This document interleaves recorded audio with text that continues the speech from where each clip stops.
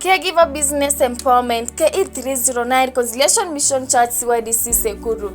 Empowering our caregiver restores dignity, strengthens families, and secures a brighter future for children. At KE309 Reconciliation Mission Church CYDC in Sekuru, caregiver empowerment is an important part of the ministry. Through the church program in partnership with Compassion International, caregivers are supported not only spiritually but also economically so that they can better care for their children. Many caregivers in the survival program operate small businesses that help them sustain their households. Through training, empowerment, and practical support, the program helps them strengthen these businesses and build more stable lives for their families. This vision reflects the encouragement found in Ecclesiastes chapter 9 verse 10, which says, "Whatever your hand finds to do, do it with all your might." Today, we highlight two inspiring caregivers with journey-show resilience, determination, and the power of empowerment, Joyce Ngute and Emily Mombe. Joyce Ngute's story. Joyce Ngute is the mother of survival program participant KE0309-00263 Gloria Wavinya. She runs a small hotel at Sekuru Market where she prepares meals for customers every day. Joyce explains that before her pregnancy, she was already running the hotel business.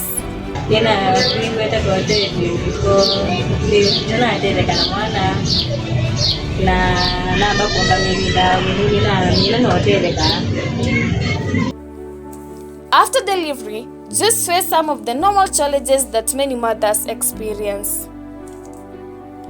During that time, Joyce joined the church program in partnership with Compassion at RMC Sekuru CYDC, where she was enrolled as a caregiver in the survival program.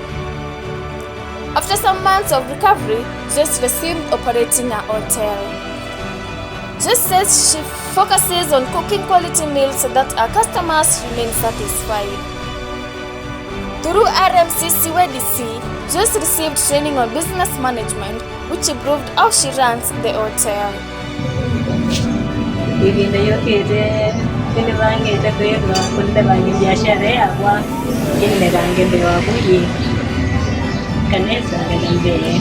Emily Mombe's story.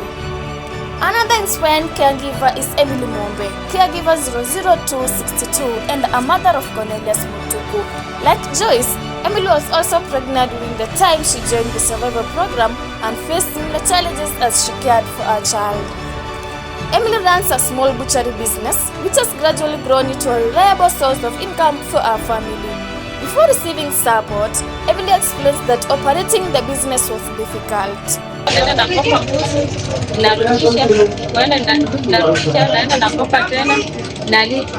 Lakini ikiendelea hivyo mradi ukanisaidia ukanilipia mbuzi na hiyo mbuzi ikanisaidia sana. Wakati huo nikaendelea sikukopa mbuzi tena na saa hii ninaendelea mzuri. Kwa hivyo nashukuru sana kwa hiyo mradi umenisaidia, na inaomba wanapoendelea nikiona kitu kingine wanaweza nisaidia wanisukume ili nisonge mbele na kulea mtoto wangu. Asante. The journey of Joyce Ngute and Emily Mombe reflect the impact of empowering caregivers with skills, encouragement, and practical support. Through the ministry of KE309 Reconciliation Mission Church CYDC, caregivers are strengthened so that they can build sustainable livelihoods and provide better care for their children. Tina's Martha, salon business. Another caregiver, Tina's Martha, caregiver 00244, runs a salon business at Sekuru Market. Her salon business was also boosted through the CYDC program, allowing her to improve her services and attract more customers. During the documentation visit, the project social worker visited her salon to check on her progress. At that moment, she was actively working, blow-drying her clients' hair, demonstrating that her business is running well and serving customers. She shares that the support she received helped her stabilize the salon and maintain a steady flow of customers. Habari ya Mama Tiza. Unaendeleaje huku? Kazi iko vipi?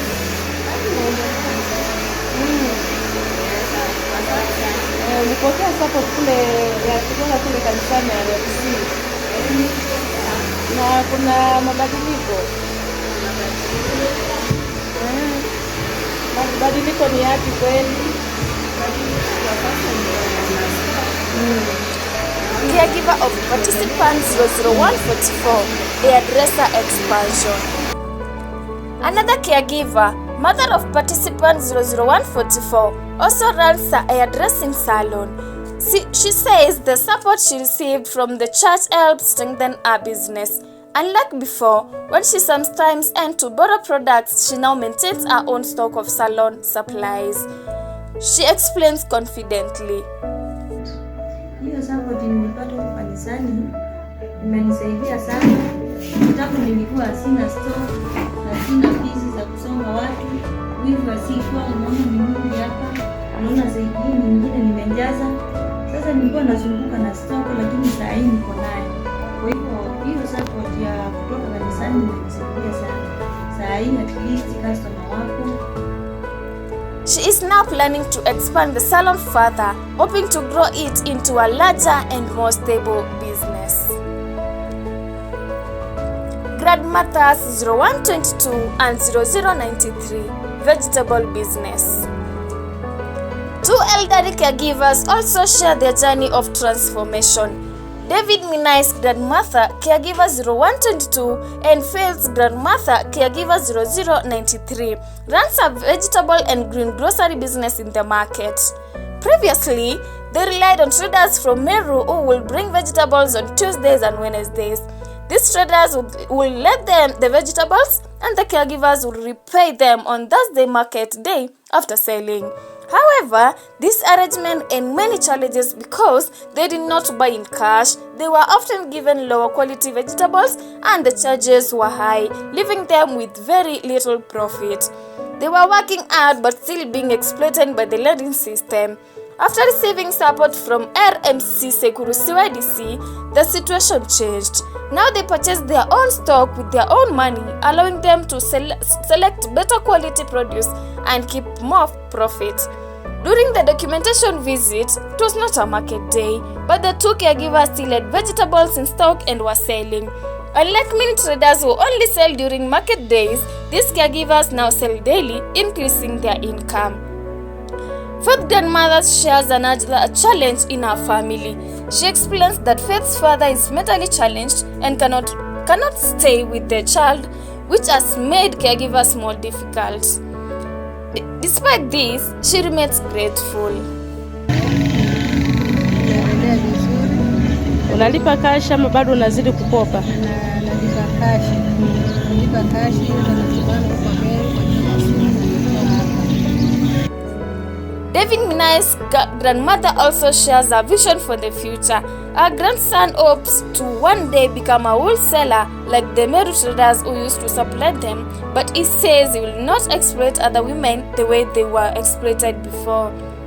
In addition to the vegetable business, David's grandmother also started rearing chicken at home, which she happily manages even with the responsibilities she has at home. The stories of these caregivers reflect the true impact of empowering families through practical support, training, and encouragement. Through the ministry of KE309 Conciliation Mission Church CYDC, caregivers are gaining the strength and resources they need to build better future for their children. When caregivers are empowered, families are strengthened, children are nurtured, and communities are transformed. Empower a caregiver today, and you transform a generation tomorrow.